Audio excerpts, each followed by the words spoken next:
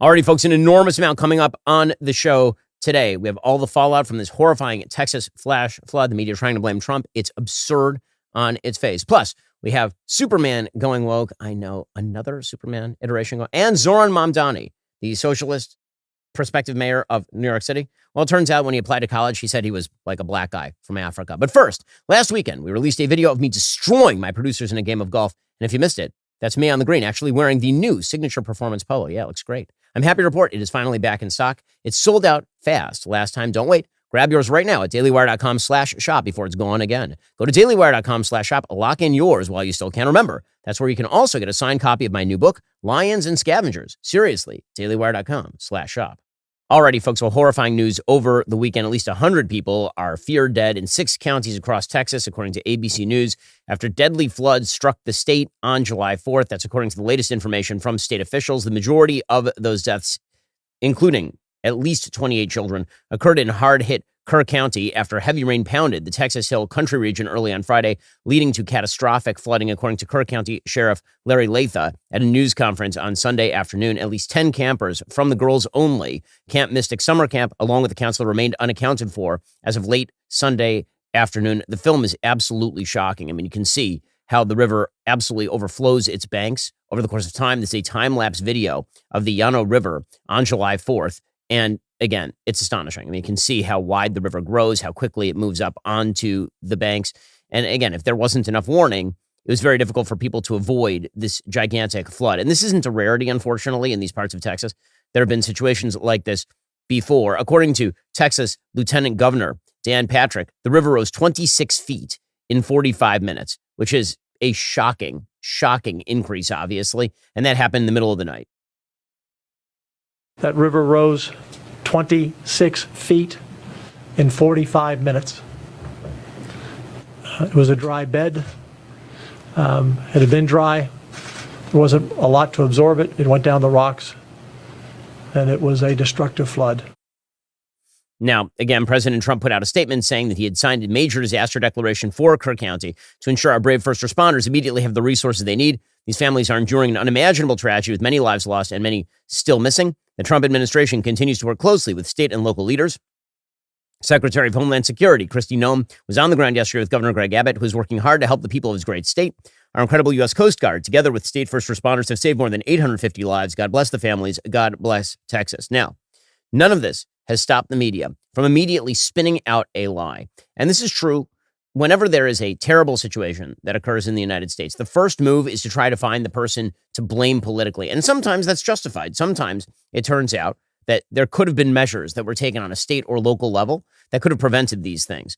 What's kind of strange is how the media immediately turned to the national government as the source of the problem as soon as a Republican is in power. So, for example, when there were those massive wildfires earlier this year in California that ate up a huge percentage of the acreage in SoCal, a lot of the blame fell on local leadership as well as on Gavin Newsom. Hey, that at least is putting the blame where it probably ought to lie if you're going to do public policy decisions. Because, of course, when you're talking about natural disasters, the first line of defense is the local and then the state government. It is not, in fact, the federal government. During the Lahaina fires in Hawaii, the first line of blame never went to Joe Biden. It always went to the governor of the state or it went to the local leadership in Maui. And that, of course, is appropriate. But as soon as a Republican is the president, immediately the media spin into it must be the Republican president's fault. And we've seen this, of course, for decades at this point. You remember during Hurricane Katrina when the entire media decided that despite the fact that New Orleans' flooding was the fault of the state and local leadership, and the poor response was the fault of the state and local leadership, that actually it was the responsibility of George W. Bush and FEMA's failures that led to the problems with Hurricane Katrina. Well, the media are trying to do the same thing this time. They're blaming President Trump for the deaths in Kerr County by suggesting that DOJ cuts to the National Weather Service were somehow responsible for all of this. Here was George Stephanopoulos, Clintonista, Clinton apparatchik from back in the 90s, who is now perceived, supposedly, as an objective, neutral news anchor on ABC's This Week. Maria, we're also learning that there were significant staffing shortfalls of the National Weather Service's offices in the region. You know, George, as of right now, the local county officials really didn't want to address that just yet. What they are telling us is they expected between 4 and 6 inches of rain. That is what weather experts told them, the National Weather Service as well. They also knew that in remote locations, they might get anywhere from 8 to 10 inches. But this amount of rain in such a short amount of time, it was very difficult to navigate. And when the Department of Homeland Security Secretary was here just yesterday, she acknowledged this was an issue. She was going to take these concerns to the White House as well. Okay, so again, when you hear George Stephanopoulos there, immediately blaming lack of staffing at the National Weather Service, that's not true. We'll get into that in a moment, but I just want to show you that this was the media narrative that started to spool out in real time. Al Sharpton, who of course is a clown, was on MSNBC claiming that all of this was happening because Trump was making cuts to FEMA and to the National Weather Service.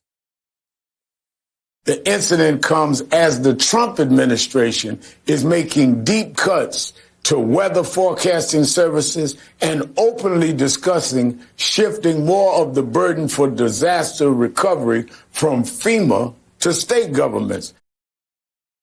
Now, again, this narrative, and you can see Hakeem Jeffries, the House Minority Leader, nodding along as Al Sharpton says that on MSNBC, finds its dumbest form in Rosie O'Donnell, who is indeed morphing into Michael Moore. As I've said before, the Michael Moore singularity is quite real. As everybody gets older, they turn into Michael Moore physically. Rosie O'Donnell is just another case in point of that. Here's Rosie O'Donnell blaming President Trump for the flash flood victims. And, you know, when the president guts all of the early warning systems and the weathering forecast abilities of the government, these are the results that we're going to start to see on a daily basis, because he's put this country in so much danger by his horrible, horrible decisions and this ridiculously immoral bill that he just signed into law. As Republicans cheered, people will die as a result, and they've started already. Okay, so again, this is the Democrat narrative, and as we'll see, it ties into their narrative also about the big, beautiful bill and all the rest of the things that Republicans are doing. The minute that Republicans start to make cuts to the size and scope of the federal government, the first move is people will die because of this. Ron Filipkowski, who is the editor-in-chief of Midas Touch, put out a tweet suggesting the same, quote, when experts warned for months that NWS is being destroyed by Trump's personnel cuts, Howard Lutnick assured Congress forecasting won't be affected. Now Texas officials are blaming a faulty forecast by the National Weather Service for the deadly impact of a storm. Okay, there's only one problem with this, which is that it is not true. This is the big problem with this. Here, for example, is Kristina Dahl, vice president for science at Climate Central, so certainly no Trump apparatchik, pointing out on CNN that this isn't true. And it's clear that those with many people did not see those warnings, did not have any chance to respond to them, to get to safety before the waters rose, because they were rising so quickly. And so obviously there's a need to investigate what happened and where that communications breakdown happened. But to be clear, the National Weather Service did its job in warning first to a large area to say there is flood risk in this area. And then over time, as the risk became clearer and clearer, they kind of refined those warnings and issued updates. But obviously, the loss of life here really indicates how unprepared we are as a nation for disasters of this scale. Okay, so again, the kind of general point that she's making at the end there is actually obscured by the real point of what she's saying, which is the National Weather Service did its job. Tragedy occurs in life. This is just a reality. Not every tragedy is preventable. You do the best that you can. There are no indicators, none, that DOGE cuts led to the failure of some sort of federal response here. This is an excuse by the media to attack the Trump administration. That is all. According to Wired, again, not a Trump outlet, meteorologists who spoke to Wired say that the NWS accurately predicted the risk of flooding in Texas and could not have foreseen the extreme severity of the storm. What's more, they say that what the NWS did forecast this week underscores the need to sustain funding to the crucial agency. And if you look at the actual staffing levels over at NWS, the staffing levels were not just fine, they were actually larger than normal. Chris Martz, who's a meteorologist, he says the National Weather Service office in Austin, San Antonio, was staffed with 5 meteorologists throughout the storms on Thursday and Friday, according to NWS meteorologist Jason Runyon. Most offices usually have 2 on staff when the weather is benign. So the claim that the 11% reduction in NWS employee headcount from the Trump administration's cuts played no role in their ability to post forecasts and get information out to the public is wrong. The NWS office issued a flood watch for the area at 1:18 p.m. Central Time on Thursday, more than 15 hours in advance, urging residents to be weather aware. At 1:14 a.m., they issued a flash flood warning for more than 3 hours before the Guadalupe River rapidly crested at almost 30 feet in Hunt, which is located near Camp Mystic. There's plenty of warning from forecasters, even if the initial forecast didn't predict that amount of rain falling. But the problem is that, of course, these alerts went out in the middle of the night when everybody was already asleep. The flooding was also inevitable. The remnants of Tropical Storm Barry, which made landfall in Mexico, were absorbed into a broad retrograding upper level low. Further destabilization of the lower atmosphere resulted in a rotating mesoscale convective vortex, which stalled over central Texas and dropped over 1.8 trillion gallons of rain on the hill country. So again, the basic idea here, which is that the Trump administration failed, is just not true. It is just not real. Well, coming up, the new Superman director, he's making a big boo-boo. I don't understand why everyone in Hollywood apparently wants to destroy their own movie before it even launches. We'll get to that momentarily. First, if you're with one of the big wireless providers, you're overpaying for wireless, period. You're paying for thousands of retail stores you never go into. You're paying for unnecessary perks you never use. You're paying a massive premium for what you think is superior 5G service. Well, guess what? Pure Talk uses the same 5G network on the same 5G towers. The only difference? They don't charge you for any of the garbage. Instead, Pure Talk gives you unlimited talk, text, plenty of data for just $25 a month. Folks, that's less than half the price of the big guys during a time when saving a buck actually matters. I am a Pure Talk customer. I made the switch. What is your excuse precisely? You can even keep your phone and your number. Pure Talk has great coverage. It's a lower price. We use it. I see it. So why aren't you doing this? Go to puretalk.com/Shapiro. You'll save an additional 50% off your very first month. You can literally be switched over to Pure Talk in less than 10 minutes. That's puretalk.com/Shapiro to switch to Pure Talk. Wireless by Americans for Americans. Go check them out right now. puretalk.com/Shapiro. Save an additional 50% off your first month. puretalk.com/Shapiro to get started. Also, most universities are now going to train you in idiocy. Not so at Grand Canyon University, a private Christian university in beautiful Phoenix, Arizona. They believe we're endowed by our Creator with certain unalienable rights: life, liberty, the pursuit of happiness. GCU believes in equal opportunity and that the American dream starts with purpose. GCU equips you to serve others in ways that promote human flourishing and create a ripple effect of transformation for generations to come. By honoring your career calling, you impact your family, your friends, your community. Change the world for good by putting others before yourself to glorify God.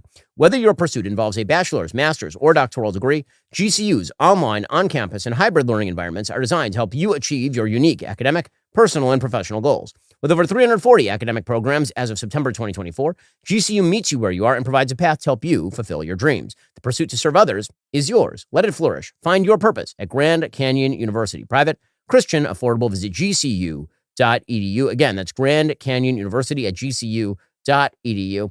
If you are going to make your higher education better, this is the place to do it. Grand Canyon University. Check them out, gcu.edu. Department of Homeland Security put out its own thread clarifying the mainstream media is deliberately lying about the events leading up to the catastrophic flooding in Texas. On the morning of July 3rd, NWS Austin San Antonio conducted forecast briefings for emergency management, flagging flash flood risks. That same morning, National Water Center issued flood hazard outlook, identifying flash flood potential for Kerrville and surrounding areas. 1:18 p.m. on July 3rd, NWS issued a flood watch for Kerr County effective through Friday morning. 6:10 p.m., July 3rd, Weather Prediction Center issues first of 3 mesoscale precipitation discussions warning of excessive rainfall and flash flood potential. 6:22 that afternoon, National Water Center warns of considerable flooding risks north and west of San Antonio, including Kerrville. 11:41 p.m., first flash flood warning issued for Bandera County. 1:14 a.m., flash flood warning with considerable tag issued for Bandera and Kerr counties. 4:03 a.m., flash flood warning upgraded to flash flood emergency for south central Kerr County, including Hunt. Again, the National Weather Service did not blow it. They provided over 12 hours of advance notice via the flood watch and 3 hours of lead time for those flash flood warnings. So this is just a manufactured scandal. It's a manufactured scandal out of whole cloth. And even the media are trying to back off of it now. Politico put out a statement, quote, "There's still absolutely no evidence that Trump's NWS cuts had any impact on what happened in Texas on Friday morning. As you'd expect, local and national reporters alike have been digging away at this angle incredibly hard. And so far, the picture that's emerging is one of a National Weather Service that did its job as a catastrophic weather event unfolded." And that is right. But it shows you the tremendous, tremendous animus that so many members of the media have for the Trump administration, because this pattern has been continuous across my lifetime. When there is a Republican president and there is a natural disaster, the immediate response is to blame the Republican president. When there's a Democratic president and a natural disaster, the immediate response is to try to shift blame to climate change, something that is utterly uncontrollable by mankind. That is always the goal, always and forever, because again, the left media are deeply and unbelievably biased. Now, in much, much lighter news, I just wanted to comment on the fact Superman is coming out this week. So, of course, this is much lighter news. Superman, the new movie from James Gunn, I've been a little skeptical of it because I think that James Gunn, he's fine for Guardians of the Galaxy, but Superman is a more serious property. The reason that it's relevant politically is because when we talk about the left and the left in the media, and then we talk about the left in Hollywood, the level of out of touchness with the everyday American is truly insane, truly crazy. So James Gunn did an interview with the Times of London, and he was talking about the themes in Superman. And he explained that the superhero epic encompasses the story of America. He said, Superman is the story of America, an immigrant that came from other places and populated the country. But for me, it is mostly a story that says basic human kindness is a value and is something that we have lost. So he's now trying to make the case effectively that Superman is kind of an illegal immigrant. Gunn acknowledged the movie's themes may be interpreted differently across political groups, especially considering the nationwide unrest around immigration. However, Gunn stands by the ideals embedded in Superman and added he doesn't care if anyone takes offense.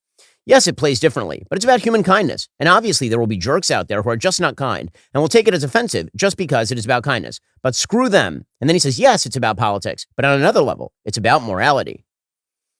I do not understand the necessity for all of these Hollywood folks to undercut the pitch of their own film before it even comes out. It's insane. It's totally insane. By the way, David Corenswet did the exact same thing. Corenswet refused to say truth, justice, and the American way in a recent interview. Instead, he said truth, justice, and all that good stuff because he doesn't want to say the American way. The reality that Hollywood is so far to the left that they cannot take a core piece of Americana and just say it's about America. This has been a problem since basically after the original Christopher Reeve series. Every single iteration of Superman that's been made since then has avoided truth, justice, and the American way because they just refuse to acknowledge the American way is good, that the American way is in fact unique. And this lies at the root of a leftist worldview.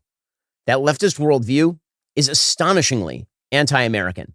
It really is. This hardcore left worldview that says that America is somehow uniquely bad. So if there is a comic book character who is built on the goodness of America, which is what Superman really is about, if Superman is an immigration story, for those who are not familiar with the origin story of Superman, who comes from the planet Krypton and then lands in America and then is brought up in a Midwestern household on a farm by his adoptive parents and integrated into true American values and then goes to Metropolis and brings his sort of country values to the big city where crime is rife and where everybody is too cynical and sophisticated. And the whole point of Superman is that he's bringing these kind of classic American values to the big city.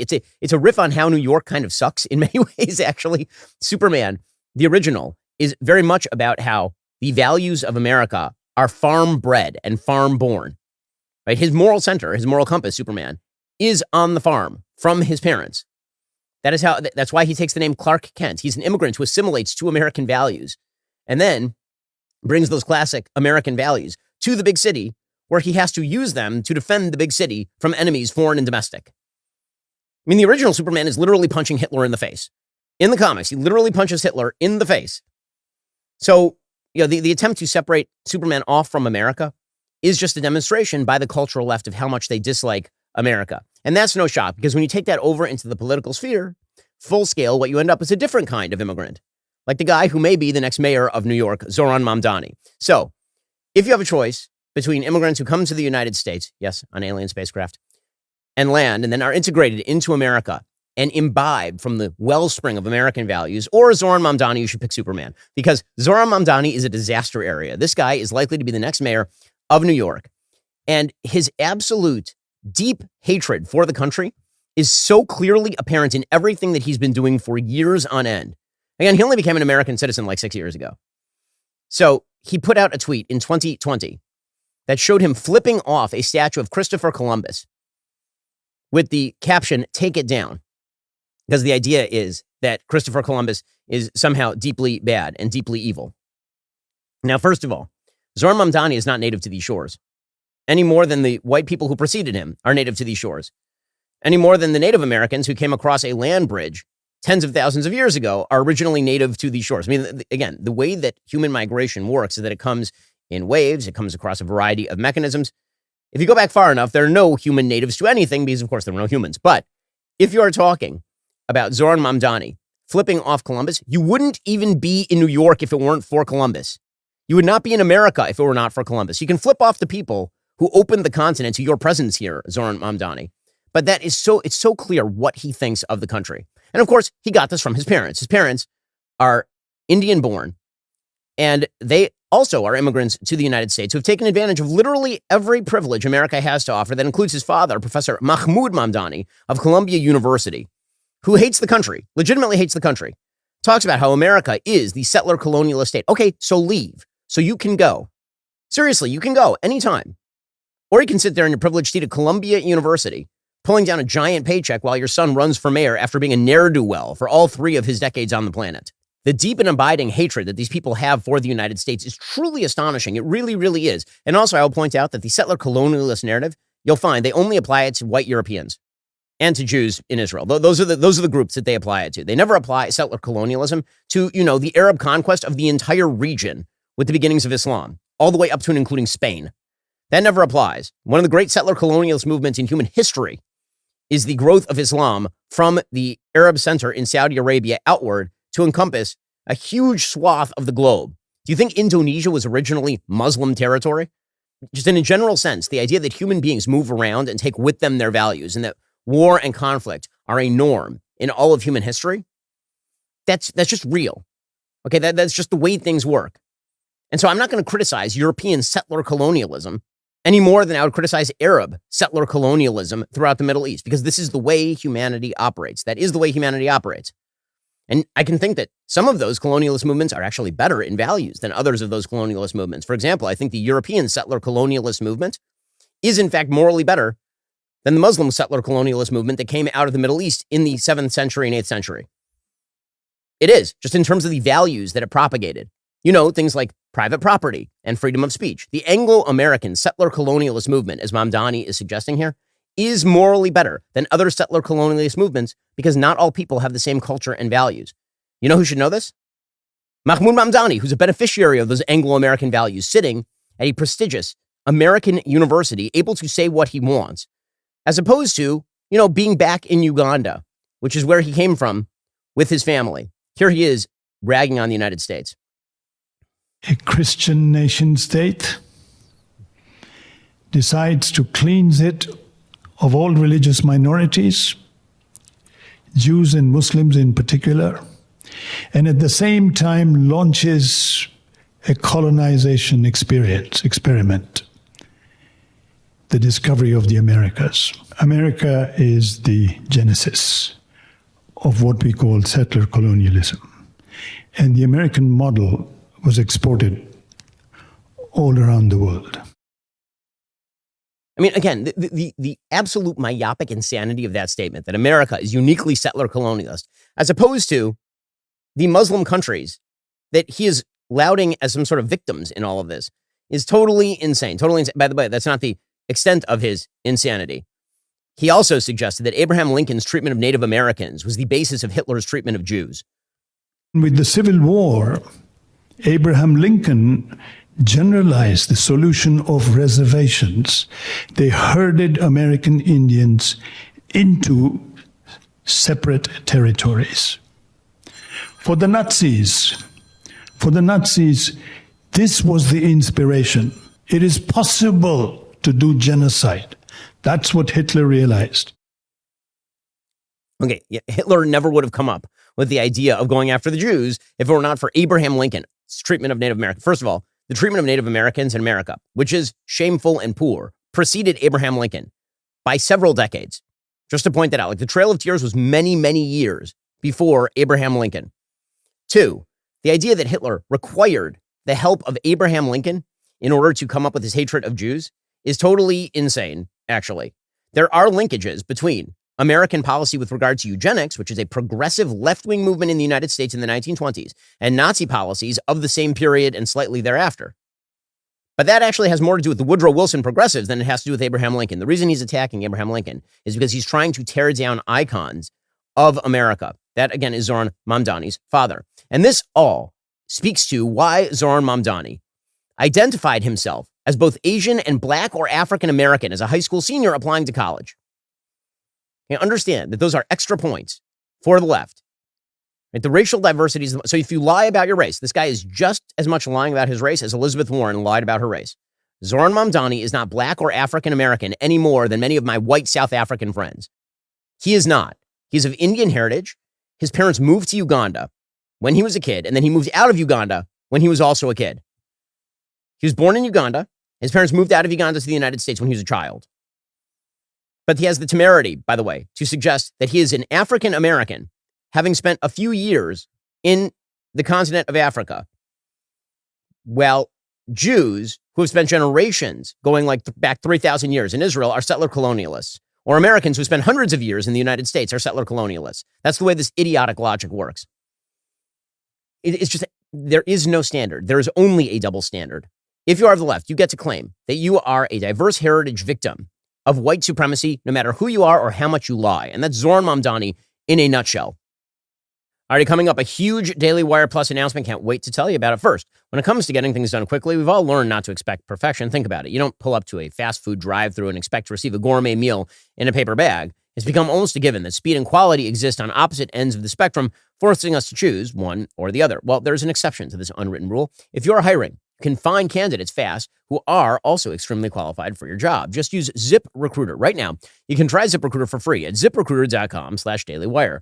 ZipRecruiter's advanced resume database lets you proactively find and connect with qualified candidates in just minutes, so you won't be stuck waiting around. When you spot a standout candidate, you can unlock their contact information instantly and reach out right away. With 320,000 new resumes added every single month, you'll have access to a constantly growing pool of potential hires, and that means you can fill your open roles much faster. Here at the Daily Wire, we are always looking for top talent. Having the great features ZipRecruiter offers would make hiring a breeze for any business owner, big or small. Experience hiring speed and quality with ZipRecruiter. 4 out of 5 employers who post on ZipRecruiter get a quality candidate within day one. And if you head on over to ZipRecruiter.com/dailywire right now, you can try it for free. Again, that's ZipRecruiter.com/dailywire. ZipRecruiter is the smartest way to hire. According to the New York Times, right-wing pundits have flocked to social media to call Mr. Mamdani a liar and worse. It's always the pouncing. It's the pouncing that's the problem. His supporters have rallied to his defense, angrily characterizing the disclosure as a politically motivated hit job with no bearing on the mayor's race. One advanced by a right-wing academic who has promoted eugenic views. I have a question. Who cares who exposed the story? The story's true. According to the New York Times, the varied responses followed Mr. Mamdani's acknowledgement on Thursday. He had checked multiple boxes trying to capture the fullness of my background. He said he had not been trying to gain an edge through Columbia's race-conscious affirmative action admissions program. Indeed, he was not accepted to the school, which, by the way, does make me question what his SAT scores were. I mean, honestly, if your dad is teaching at the school and you apply as an Asian and a black person and you still don't get in, that dude did not have the SAT scores for Columbia is all I can say on that one. The New York Times could find no speeches or interviews in which Mamdani referred to himself as black or African American. Representative Richie Torres said he believed that within reason we should all be the arbiters of our own identity. Listen, I like Richie Torres, but that is just wrong. Okay, this is not within reason. He is obviously not a black person. He obviously was trying to game the system. Clearly and obviously trying to game the system. And that is all of this in a nutshell. He is a privileged product of the left-wing elite in America. That is what he is. And trying to portray himself as a third world victim of America is ridiculous and wrong and sick and demonstrative of a left that really does not like the country very much. Does not like the country very much. Does not like the West very much. Zohran Mamdani and his parents are some of the greatest beneficiaries of America I have ever even heard of. His mom is a Hollywood director. His dad is a professor at Columbia University. They spend all day ripping on the country that gave them their wealth, their fame, and their elite status. Their son, again, was a complete loser until he won a Democratic primary. He was a failed rapper at the age of 33, running in a New York Democratic primary. And now he's one of the most famous people in the country, ripping on the country that bore and bred him. It really is an amazing thing. It really is an incredible thing. So the media, of course, are actually getting very upset at the New York Times for having reported this at all. The media are now reporting on the reporting. So Semaphore is reporting that the New York Times did not wait to publish its story about Mamdani's application to Columbia in 2009. Why? Because they were afraid they were going to be scooped by our friend Chris Rufo. In a message Rufo confirmed to Semaphore, he had been reporting out the piece before the Times published its version of the story. He said that he'd be publishing additional details about the incident on his Substack in coming days. I love that the New York Times has to now justify it, reporting something that obviously is relevant, like somebody lying on their college applications about their race. But it speaks to that deep wellspring of hatred that so many in the Democratic Party now have for the United States. And this manifests in a wide variety of ways. This manifests in terms of immigration policy. It manifests in terms of foreign policy. And one of the reasons that you are seeing so many Democrats rally to the cause of Hamas is because they see Israel as a quote unquote extension of settler colonialist America, an extension of settler colonialist Europe. That is why they hate Israel. It's the reason why Democrats have flipped 180 degrees in their positions on Israel over the course of the last several years. It is not because of the Gaza war. It is because they have determined, and they were already determining, that they are on the side of the third world peoples who eat rice with their hands, like Zohran Mamdani in that video, because those people are all victims of America and the West more broadly. And that also manifests in immigration policy. So, for example, Pramila Jayapal, the head of the Progressive Congressional Caucus, representative from Washington, she said that obstructing ICE is inspiring on Joy Reid's show, like literally obstructing, like preventing the enforcement of the law. Some of the most inspiring things have been when people encircle courtrooms and refuse to allow ICE agents in. There are all kinds of nonviolent resistance tactics that we have to use. I mean, again, this just shows why. Why would that be inspiring? Why would it be inspiring to stop people from enforcing the law, to make sure that America has some sort of enforceable border? And the answer is because you actually don't like America. You know, from the left, every accusation is an admission. Debbie Wasserman Schultz says that the reason that Republicans and many Americans are anti-illegal immigration is because they want to, quote unquote, bleach America. Now, I've made very clear, I do not care about the ethnic/racial constituency of the United States. I don't care one iota. Why? Because I don't think that those are relevant human categories. I think that the categories that actually matter are belief systems, what we do, cultural categories. By the way, this is not a perspective that's unique to American conservatism. It used to be true for pretty much everybody in the United States, that you judge people by the content of their character rather than the color of their skin. But for the left, the idea is that the only reason you could possibly want to maintain the cultural character of the United States is because race and culture are inherently bound up together. This is an admission that is actually parading as an accusation. Again, more Trump lies, more people being thrown into a dire situation where many of them will ultimately die when they're deported back to countries like Venezuela and Haiti, which clearly don't have conditions in which it is safe or a place that it has the environment to take people back. In Haiti, that is a country that is overrun by gangs and essentially is a failed state. And in Venezuela, you have the Maduro regime, which is a narco state. I mean, Maduro is under federal indictment here in the United States. How could it possibly be safe to send 500,000 Venezuelans when he revoked their humanitarian parole and TPS from Venezuelans and from 500,000 Haitians?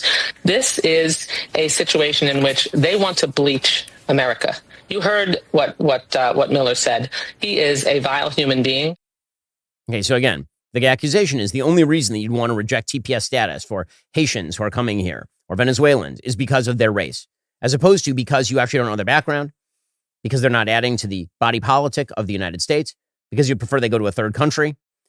And that is an admission. It's an admission. The reason people don't want to enforce borders is because they don't like the borders that are there. The reason they don't want to defend the country is because they don't like the country that's there. The reason they have sympathy for some of the worst people on earth in the case of the Israeli-Palestinian conflict with regard to Hamas is because they don't like the West, period.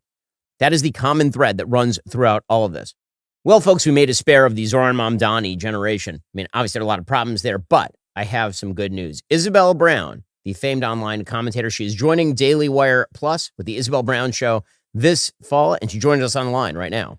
Isabel, thanks so much for joining the show, and welcome to the team. Thank you so much, Ben. I could not be more excited for this new adventure. So, for those who don't know your background or what you do, tell us about yourself. What is the show going to be?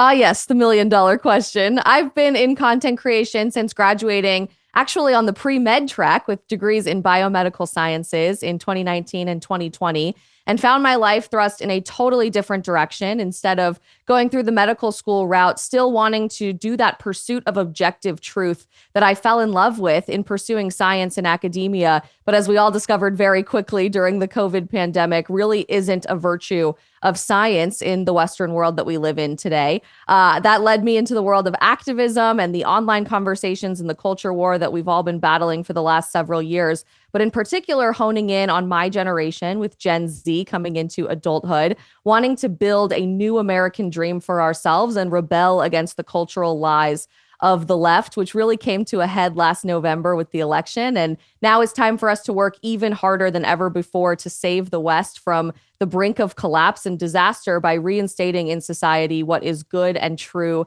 and beautiful. So I've spent the last several years doing that, fighting those battles on college campuses with activism groups worldwide, and of course on Instagram and TikTok feeds. But we are so excited to bring that forward to the Daily Wire with my new show, The Isabel Brown Show, not just reacting to the insanity of the world as we know it and just how far the left has gone by having a defensive position against that, but even more importantly, now going on offense to fight to build culture where we can reinstate that goodness of Western civilization and pursuit of objective truth again.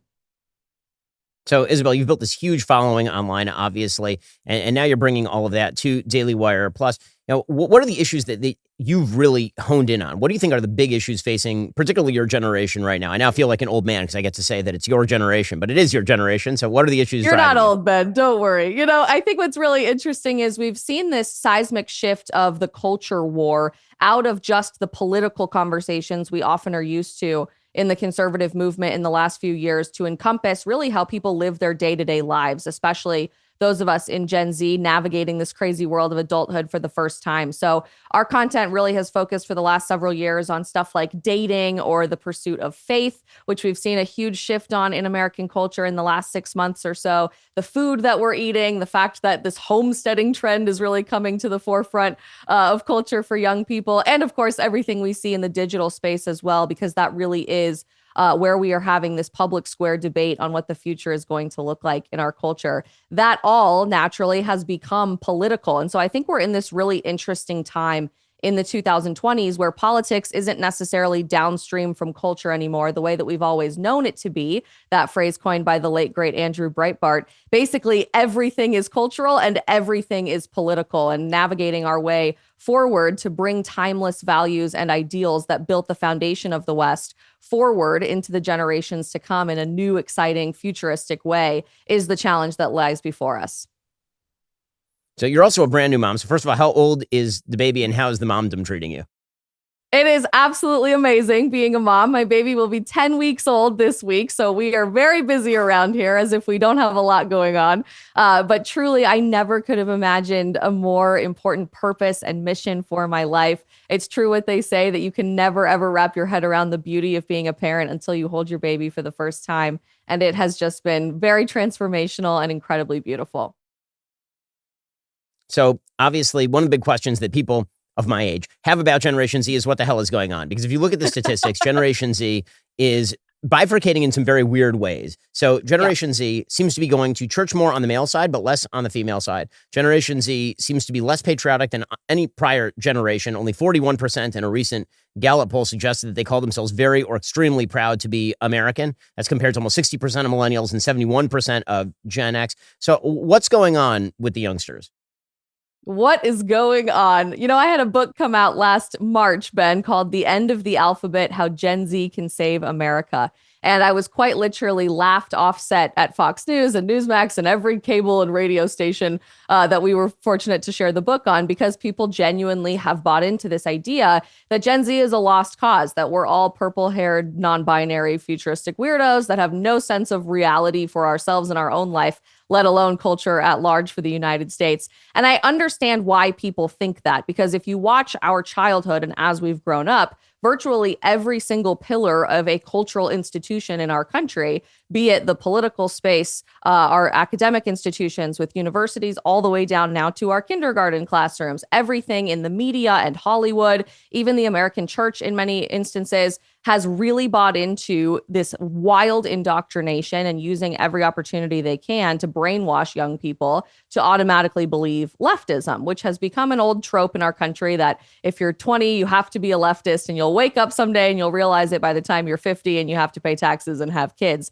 But what we're watching right now is a seismic shift away from that reality in the cultural zeitgeist, where young people are reacting to the lies of the left by coming into adulthood, looking around and seeing that everyone is miserable and wanting to do something about it. That hasn't necessarily manifested immediately in overwhelming patriotism, which will take time, certainly, because of the deep, deep indoctrination and ideological rot that has been normalized in our society for far too long. But we are seeing it dramatically transform the future of American politics and culture alike. 93% of our generation, according to Newsweek, still wants to get married in a culture that demands you never consider that for your future.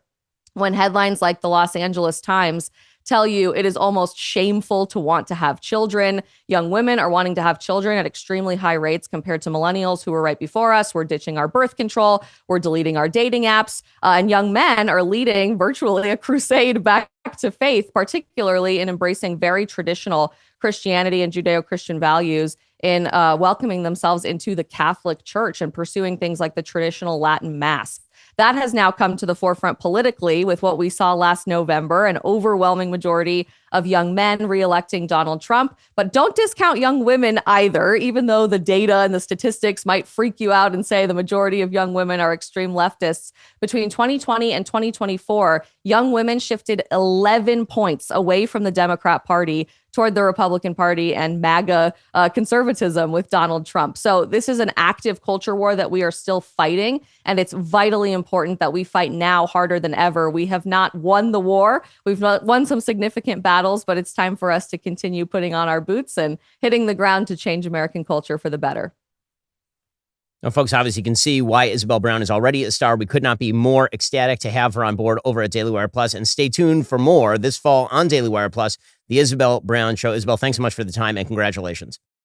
Thank you, Ben. Meanwhile, in other news, remember that time that pretty much everybody online decided that speculation was actual data? Again, I'm all for speculative questions. Questions you don't know the answer to, as long as what you say is that they are, in fact, speculative questions that you don't have the answer to. And when new data emerges, you actually acknowledge the emergence of that new data. Okay, so for years, we have all been told that Jeffrey Epstein did not kill himself, right? And I've made those jokes myself, obviously, because, pretty suspicious. The guy was indicted on a wide variety of counts of sex trafficking, many prominent people heading on over to Epstein Island.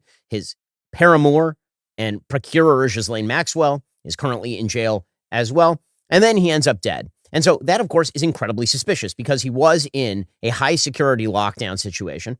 And so the question was, how does that guy kill himself? Like, how does that happen? And so all the questions I thought were on the table. Seriously, I've said it on the show before. I think all suspicions were justified. But if there is new data, then you have to change your opinion.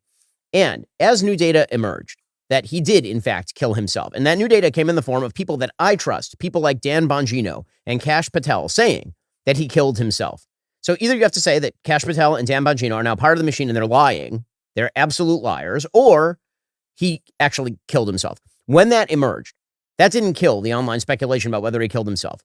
Then there's been a ton of online speculation that the reason that it took so long to put Jeffrey Epstein behind bars is because he was actively engaged in some sort of blackmail scheme that was being run by some form of foreign or domestic intelligence operation. That he was essentially that he was an operative on behalf of one of these intelligence organizations, whether it was Mossad or MI6 or the CIA or whatever, and that he was basically blackmailing people into giving him information on behalf of Western powers. And there's all this speculation. There's no data to back up the speculation, but there was tons of speculation. I thought to myself, okay, well, speculation is speculation. And if we don't have any answers, then, fair enough.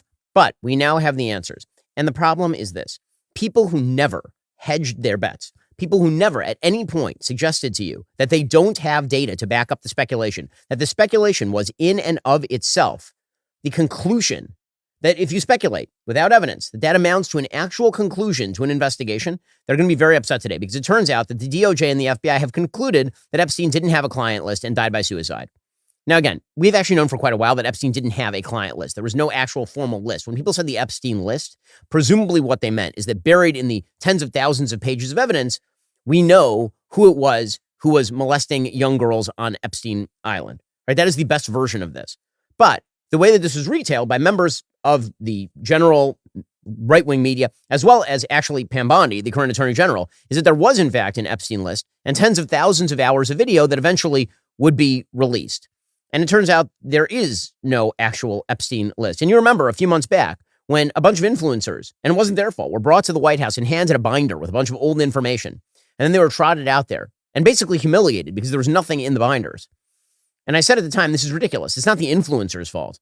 It's the fault of Pam Bondi and the people in the administration who decided that instead of just acknowledging the reality of what they had and what they didn't have, they instead were essentially using these influencers as a sort of front group in order to shield themselves from the fact that they'd overpromised and underdelivered. Okay, well, that comes to a head today. According to Axios, President Trump's Justice Department and FBI have now concluded they have no evidence that convicted sex offender and disgraced financier Jeffrey Epstein blackmailed powerful figures, kept a client list, or was murdered, according to a memo detailing the findings obtained by Axios. Now, again, does this put to bed like all inquiries? Of course not. People can continue to speculate as much as they want. And I think there's still open questions here regarding how did Epstein make his money? Right, that's a very serious open question. And the speculation for a long time was he made his money from blackmail. But the DOJ and the FBI, again, run by people like Dan Bongino and Kash Patel and Pam Bondi, are telling you, I'm not telling you, they're telling you, people who are members of the Trump administration, people you elected and put into these positions to get you the truth on this matter, are telling you that he didn't, in fact, he was not murdered, he did not keep a client list, and he did not blackmail powerful figures. Okay, right? That is the thing that they are saying, not I. They are saying this. If you're willing to throw that over and claim they're lying, then I'd like to see you present your evidence that they are in fact lying. Because I know Dan. I don't think that Dan Bongino is lying to me. I know Kash Patel a little bit. I don't think Kash Patel is lying to me. I don't think these people are lying to me. Which means that if somebody else continues to claim that they're lying, they ought to provide their evidence at this point. And now is the point at which the facts on the ground have changed. And so either you ought to shift your opinion based on the facts that have now emerged, or you ought to acknowledge that this was never a fact-based inquiry in the first place. According to Axios, the findings represent the first time Trump's administration has officially contradicted conspiracy theories about Epstein's activities and his death. Theories that had been pushed by the FBI's top two officials before Trump appointed them to the Bureau. Again, this is the point. Both Kash Patel and Dan Bongino had been among the suspicious on these matters. So either you think they're lying to you now, or they got the data. Patel and Bongino have said Epstein killed himself. But it's an article of faith that Epstein's crimes also implicated government officials, celebrities, and business leaders, and someone killed them to conceal them. The memo says no one else involved in the Epstein case will be charged at this point, by the way. So either you think this cover-up goes so deep that it encompasses President Trump and Dan Bongino and Kash Patel, or you have to believe the sources that we have elected and put in place who were on your side in terms of speculation until literally 8 months ago. In some cases, until a couple of months ago. According to the DOJ, as part of our commitment to transparency, the DOJ and Federal Bureau of Investigation have conducted an exhaustive review of investigative holdings related to Jeffrey Epstein. To ensure the review was thorough, the FBI conducted digital searches of its databases, hard drives, and network drives, as well as physical searches of squad areas, locked cabinets, desks, closets, and other areas where responsive material may have been stored. These searches uncovered a significant amount of material, including more than 300 gigabytes of data and physical evidence. The files relating to Epstein include a large volume of images of Epstein, images and videos of victims who are either minors or appear to be minors, and over 10,000 downloaded videos and images of illegal child sex abuse material and other pornography. Teams of agents, analysts, attorneys, and privacy and civil liberties experts combed through the digital and documentary evidence with the aim of providing as much information as possible to the public while simultaneously protecting victims. Much of the material is subject to court-ordered sealing. Only a fraction of this material would have been aired publicly had Epstein gone to trial, as the seal served only to protect victims and did not expose any additional third parties to allegations of illegal wrongdoing. Through this review, we found no basis to revisit the disclosure of those materials and will not permit the release of child pornography. The systematic review revealed no incriminating client list. There was also no credible evidence found that Epstein blackmailed prominent individuals as part of his actions. We did not uncover evidence that could predicate an investigation against uncharged third parties. Consistent with prior disclosures, this review confirmed Epstein harmed over 1,000 victims. By the way, that is in fact a radical upgrade in the number of victims. So Pam Bondi had suggested just a few weeks ago that the number was something like 280 victims. Now they're saying 1,000 victims. Each suffered unique trauma. Sensitive information relating to these victims, according to the DOJ and FBI, is intertwined throughout the materials. This includes specific details like victim names and likenesses, physical descriptions, places of birth, associates, and employment history. That is the reason why they haven't revealed the quote-unquote full Epstein documents, is because basically it's honeycombed with innocent victims, and you don't release information on innocent sex crime victims into the public eye. As they say, one of the highest priorities is combating child exploitation and bringing justice to victims. Perpetuating unfounded theories about Epstein serves neither of those ends. To that end, while we have labored to provide the public with maximum information regarding Epstein and ensured examination of any evidence in the government's possession, it is the determination of the DOJ and FBI no further disclosure would be appropriate or warranted. So that's the end of this thing.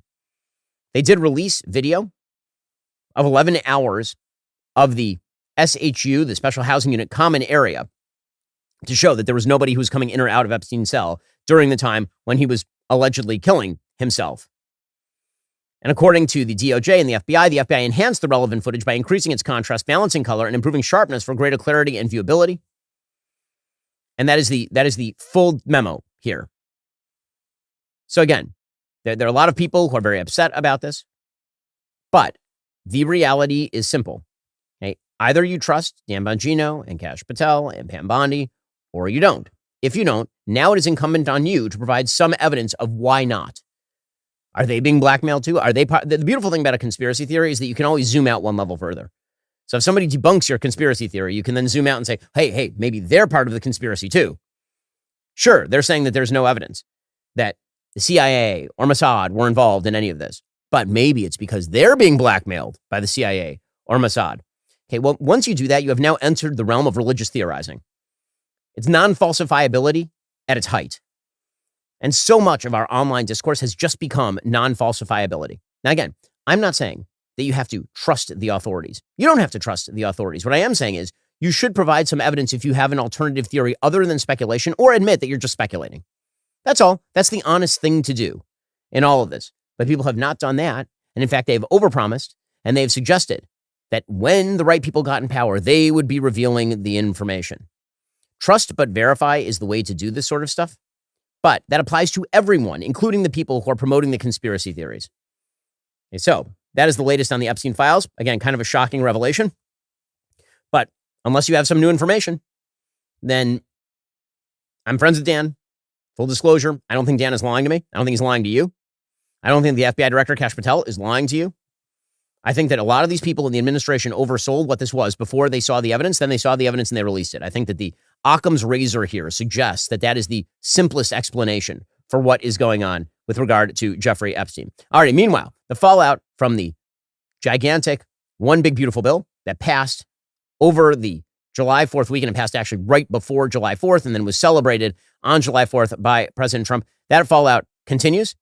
Speaker Johnson, who did a masterful job of shepherding this thing through Congress, again, extremely narrow majority, really narrow majority, only lost 2 Republicans in passing this thing in the House. And Johnson, who is about as conservative a speaker as we have had in American history, has done just an unbelievable job of leading this incredibly fractious and difficult caucus. Johnson is uniquely qualified. And the same thing, by the way, is true in the Senate for Senate Majority Leader John Thune. They deserve enormous credit for being able to get this thing through. Here is Speaker Johnson saying that one of the reasons that you have cuts and tax cuts and all the rest of this stuff is because, again, our currency doesn't say in government we trust. It says in God we trust. It says in God we trust right above the Speaker's rostrum. You know, a previous Congress put that there in the early 60s in the height of the Cold War. There's a little visitor's guide that people get when you do tours late at night. You've probably seen your constituents and visitors and friends get the guide. If you turn, I think it's about to page 21. It explains why that's there. And it says Congress voted to put that there as a rebuke to the Soviets' worldview at the height of the Cold War. Why? Because communism, socialism, find their root in Marxism. And Marxism begins with the belief that there is no God. It's wrong. And this Congress made us stand those many years ago, and we should do it again. We're different, we're distinct, we're exceptional, because we acknowledge that right there, our motto.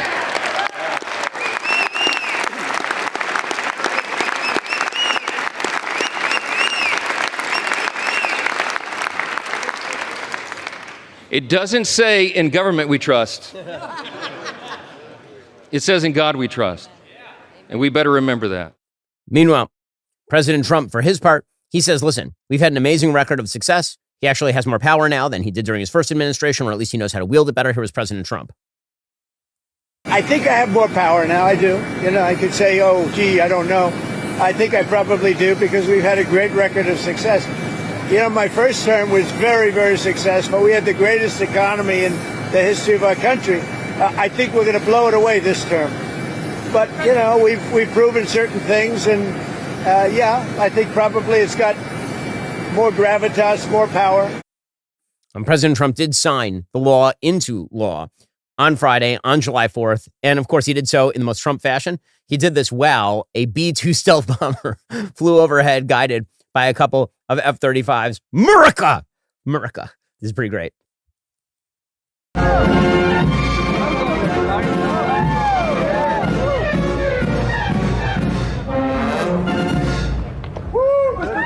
There he was signing it, and you could again see, for those who are not watching, the jets fly overhead right after this. Pretty amazing stuff. By the way, the B-2 is such a cool piece of machinery. My goodness. There he's holding it up. President Trump signs in very large letters so King George can read without his glasses. Meanwhile, Democrats, of course, are deeply upset about the big, beautiful bill and all the rest. Hakeem Jeffries, the House Minority Leader, he says that Republicans pray at church, but then they prey on the American people. You get it? Because he changed the letters. It's a homonym. Got some folks in this town, they go to church and they pray on Sunday. P-R-A-Y. And then they come to Congress and pray P-R-E-Y on the American people. I'm not down with that kind of faith. That ain't my faith. That's not our faith. That's not the faith that comes out of the gospel. Yeah. Again, I love this. I love that the faith that comes out of his gospel is that you have to leave Medicaid as large as you found it, but you can also trans the kids and must trans the kids, and women should have abortions on demand. He did a 7-hour quasi-filibuster the other day. It didn't have any impact. And I love that Democrats have now been reduced to talking for a very long time, that basically their method of resistance is, how long can I go without peeing? I mean, congrats to you guys. Okay. I mean, I do it with my kids on long car rides, but you guys do this as legislative policy. Here was Hakeem Jeffries yielding back to the standing ovation of a crowd. He went 7 hours without urinating. We're going to press on for our children, press on for our seniors, press on for our veterans, press on for our unions, press on for democracy. We're going to press on until victory is won. I yield back. I have to say, everybody in the Democratic Party continuously clapping, cheering when somebody speaks for... Cory Booker spoke for super long time. Whoa. Oh my gosh, the magic of just talking for very long periods of time. I mean, not to brag, but I go to a synagogue where, you know, like we do this every Saturday. We watch people talk for a really long time in the sermons. And I got to say, I like shorter speeches. That's all. I feel like shorter speeches are better. Hat tip to my rabbi. In any case, Joe Biden has now put out a statement, quote, the Republican budget bill is not, when I say he's put out a statement, I mean somebody near him who had access to his Twitter account has put out a statement. Because Joe Biden is no longer capable of putting words together in coherent fashion. If he actually put out a statement, it would be, I ran on the corn pop in the beach and then I got sand in my shorts. Oh, no. But his actual statement says, the Republican budget bill is not only reckless, it's cruel. It slashes Medicaid and takes away health care from millions of Americans. It closes rural hospitals and cuts food assistance for our veterans and seniors. It jacks up energy bills, blah, blah, blah, blah, blah, blah, blah, blah, blah. Kamala Harris said the same thing. Republicans in Congress have voted to devastate millions of people across our nation. Kicking Americans off their health. Do you miss her? No, I don't miss her at all. It's so great she's not president of the United States. Honest to God, it is quite wonderful. Meanwhile, former Treasury Secretary Lawrence Summers, he says that this bill is going to kill people. Yeah, so many are going to die. It's too late. We're already dead of net neutrality. There's nothing we can do. We've been dead for years. I can't even count how many times Democrats have told me that a Republican policy will kill me. And yet here I am, still alive. I know I'm begging fate when I say that, but I feel like that's true for millions of us. It turns out hundreds of millions of us have lived through Republican policies, and we didn't even get a T-shirt. Here is Larry Summers looking a little peaked. What your people have been describing is the biggest cut in the American safety net in history. The Yale Budget Lab estimates that it will kill, over 10 years, 100,000 people. That is 2,000 days of death like we've seen in Texas this weekend. In my 70 years, I've never been as embarrassed for my country on July 4th. Okay, so I'm just going to point out at this point, you absolutely should not compare possible cuts to Medicaid to people actually dying in a flood on the weekend they die. You probably should not do that because it sounds absolutely awful and cruel and nasty. But that's because that's what it is. And Democrats have now been relegated to screaming at the moon, like Alexandra Ocasio-Cortez. Here she was being very emotive. Democrats being emotive. This is their new strategy. I think this is one of the saddest days in modern American history. This is the largest withdrawal and ending of health care in American history. 17 million people in our country, 17 million Americans in our country are going to lose their Medicaid. They're going to lose their ACA insurance. Small business owners are going to have their health care costs skyrocket. And people are going to have their SNAP and WIC cut back. People are going to go hungry. People are going to get sick. On a scale unlike anything we've ever seen. Wow, catastrophe unlike anything we've ever seen. It's one of the saddest days in the modern history of the country. I feel like she doesn't know any history, like, at all. This isn't even coming in the top, like, several thousand saddest days in the history of the country. Like, not even, probably in the tens of thousands of saddest days in the history of the country. But it shows how disconnected these folks are. If there are cuts to, for example, Medicaid for people who refuse to work, then apparently that is super duper sad. And again, they're just, I'm sorry, this whole thing is just such a debacle. It is such a lie for them to claim that tens of millions of people are going to die. 100,000 people are going to die because of cuts to Medicaid. You know what the bill actually did? It put work requirements on Medicaid. It said that you have to work a minimum of 20 hours a week. 20 hours, I'm sorry, that's not even a part-time job. 20 hours a week to get Medicaid. And by the way, that doesn't apply if you have a child younger than 14. Then you can work 0 hours a week and still be eligible for Medicaid. That is one aspect of this. And then the other aspect of this is changes in tax provisions that were basically a way for states to steal money from the federal government. Okay, what were those tax provisions? Those tax provisions, according to the Wall Street Journal, those tax provisions had to do with a cut to the so-called provider taxes. So here's how this works. According to the Wall Street Journal, states will have roughly $1.3 trillion less in federal and state funds to spend on Medicaid over the next decade. Most of the reductions will be in states that have expanded Medicaid to cover able-bodied adults. One of the biggest impacts will come from the bill's crackdown on so-called provider taxes, which states levy on hospitals and other healthcare providers to trigger federal matching funds.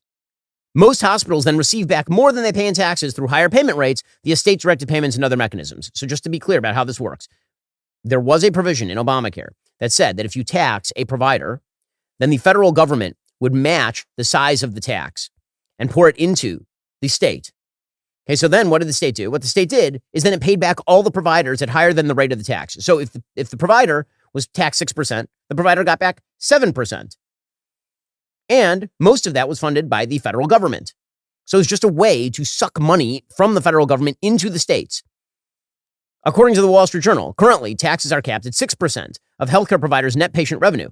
It will be reduced to 3.5% in Obamacare expansion states. In non-expansion states like Florida, tax rates will be frozen in place up to the 6% maximum on the date the bill was signed into law. The tax has been criticized as a gimmick that exploits federal taxpayers without requiring states to put any skin in the game, correct? How stupid was this part of the Obamacare law? President Obama twice proposed clamping down on provider taxes, including in his 2013 budget, which would have reduced the maximum rate to 3.5%. So this is an Obama-era proposal by Barack Obama. And this is what is going to kill, supposedly, hundreds of thousands of Americans. This is the big problem with the bill. Spare me. Just spare me. Ridiculous. Scott Bessent, the Treasury Secretary, he says, listen, able-bodied Americans are not vulnerable Americans. Can we stop pretending that people don't have an obligation to try to get a job in this country? We have, by the way, a labor force participation rate in this country of 62%. Not even 2/3 of the people who are eligible to work are trying to find a job right now. That's what that means. That's an insane number.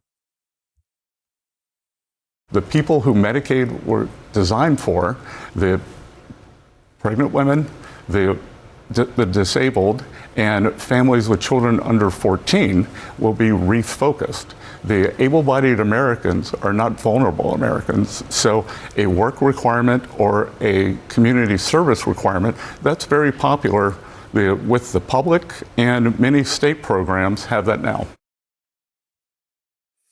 Okay, so again, he is not wrong about any of this. Okay, so there's opposition to the big, beautiful bill, of course, from the left. You would expect that. There's also opposition from some of the real fiscal hawks like Elon Musk. So Elon, of course, has been very angry about the big, beautiful bill for quite a while. It's unclear how much of that anger is directed at the bill itself because of the cuts to EV credits, for example, and how much of it is directed instead at the Trump administration, which he feels basically used him to get into power and then cut him off.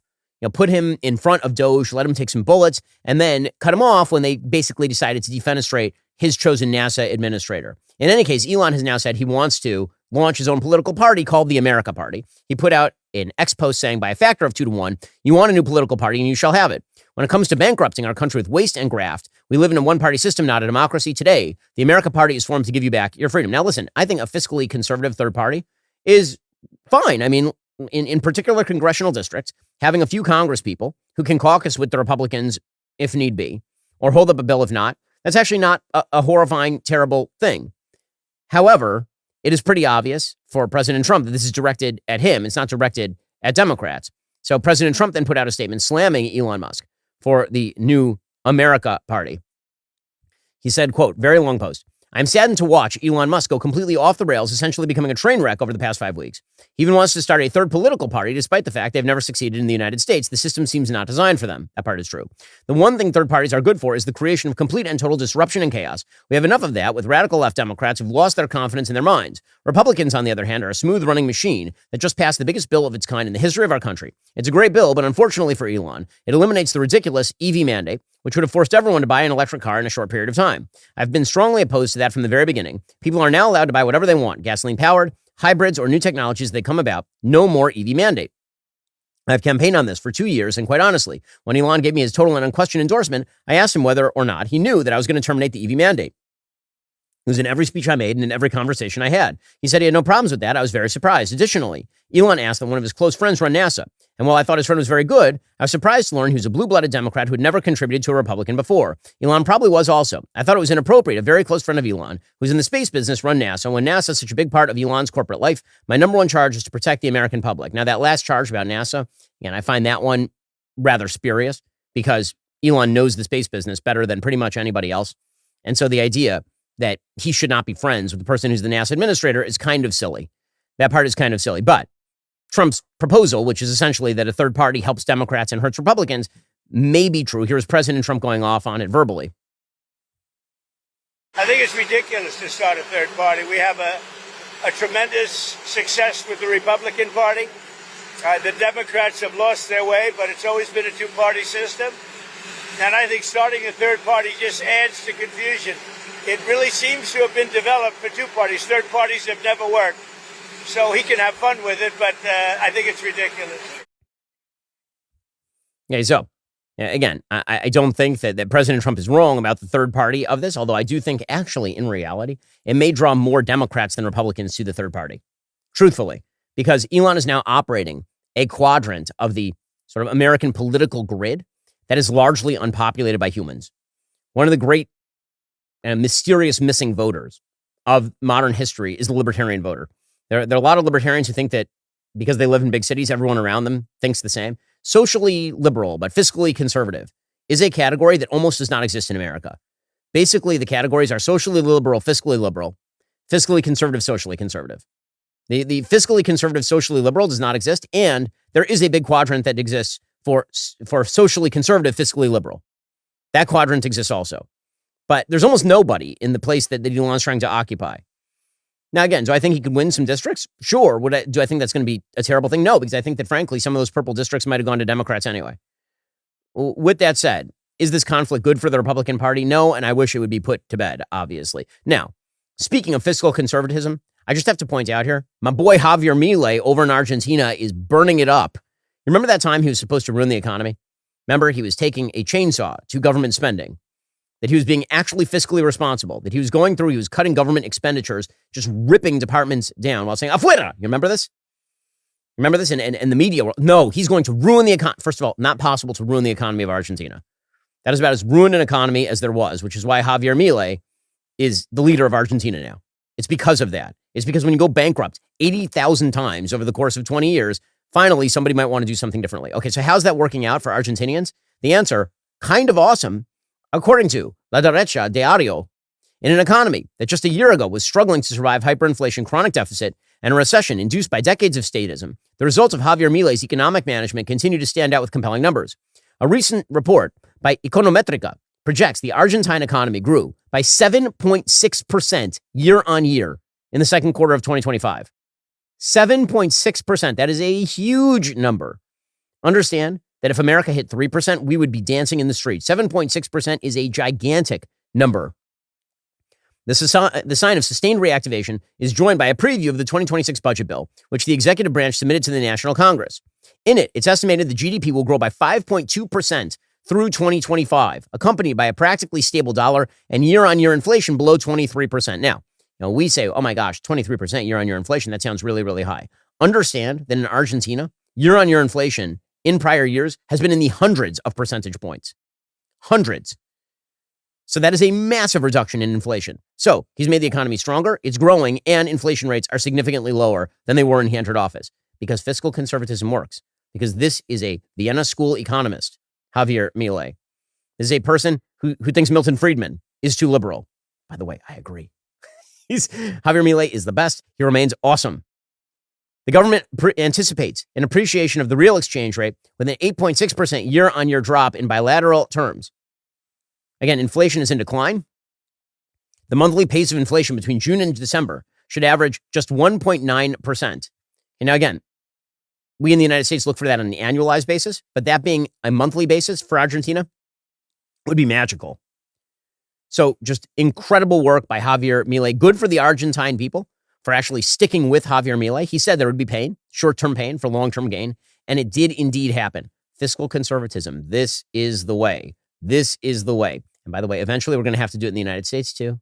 You all know it because we are overspending. We are. This is where Elon is totally right. We are overspending. And eventually we are going to hit the wall and we're going to have to Javier Milie this thing.